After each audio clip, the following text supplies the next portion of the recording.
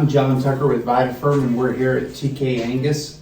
We're here with Tim and Rick Marlatt, and Tim's better half, Kim, that will not be on with us here this afternoon, but we appreciate the opportunity to be here with you here this afternoon.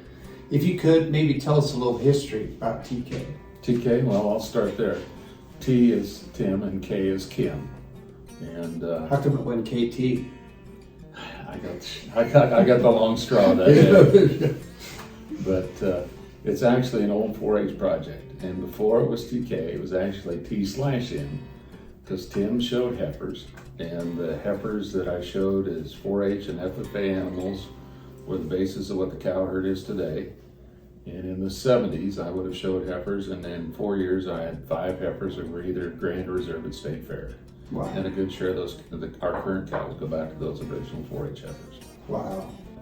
Rick, maybe you bring us into that. Tell us a little about the basis of your program, your cattle operation, your selection criteria. Sure. So, going back to the basis like Dad talked about, then those 2 heifers would be the test and Edella cow families, and that would still be, those 2 cow families are very prevalent in the cow herd today.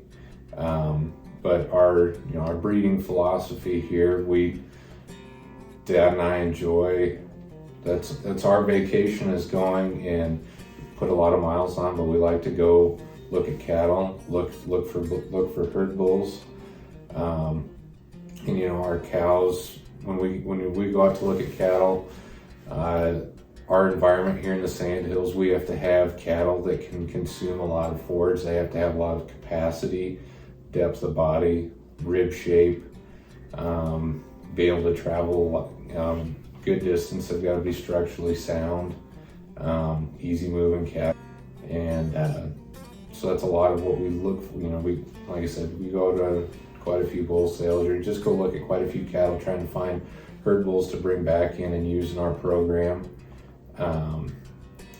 Like to go out and look at the cows behind the bulls that we're bringing in, looking at udders, looking at feet. We put a big emphasis on structural traits like that. Just looking for function that works for our commercial cattlemen, our Sand Hills customers here. And the cattle, if they'll work in this environment, I think that we've got one of our major customers actually lives in West Virginia. Yeah. We've got customers in North Dakota. We've got customers in Texas and New Mexico. They'll scatter out a wide range, but if they'll work here, I think they'll work most everywhere. You guys might go ahead and share with us. I believe we have a female sale coming up on May 23rd. We have some video footage of those sale cattle. Tell us a little about that offering, how they could view the sale offering and the videos. Sure. So, you kind of alluded to it a little bit, John, that we've kind of gone through a little bit of some dry periods, and the reality with Angus cattle, they are fertile and they are good at multiplying. And we've grown past what our carrying capacity, not only our carrying capacity, but maybe we're looking at trying to make things a little bit more manageable on a day-to-day basis as well. And so, like you said, on the 23rd, we're having we're calling it an age dispersal and herd reduction sale.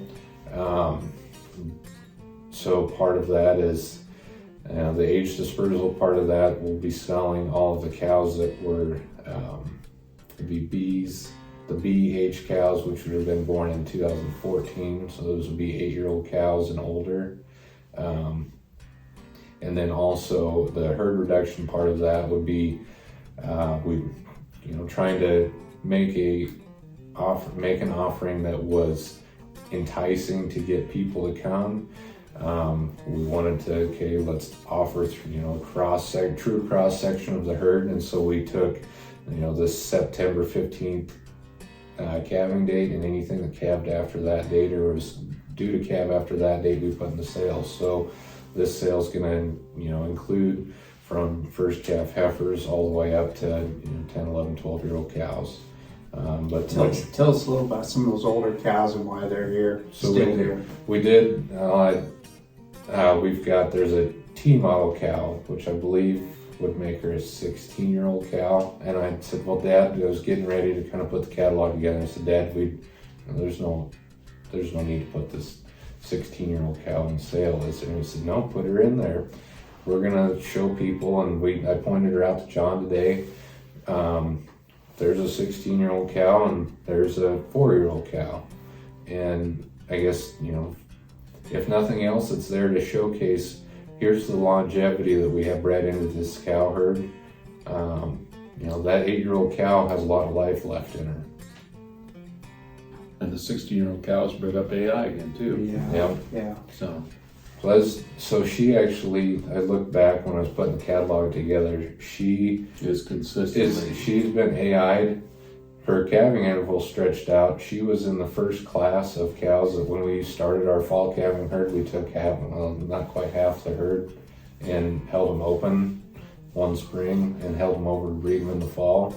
And she was part of that class, and so she had been AI'd spring, held her over, and she's been early bred in the fall, and that's why she's still here.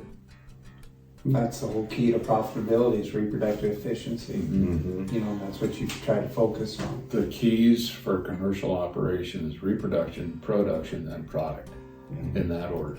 Yeah. And still believe that. Yeah. Kind of looked like you guys had slick sheared those cows and maybe sheen them this morning when we were out to videoing those earlier. Had y'all peeled those cows out?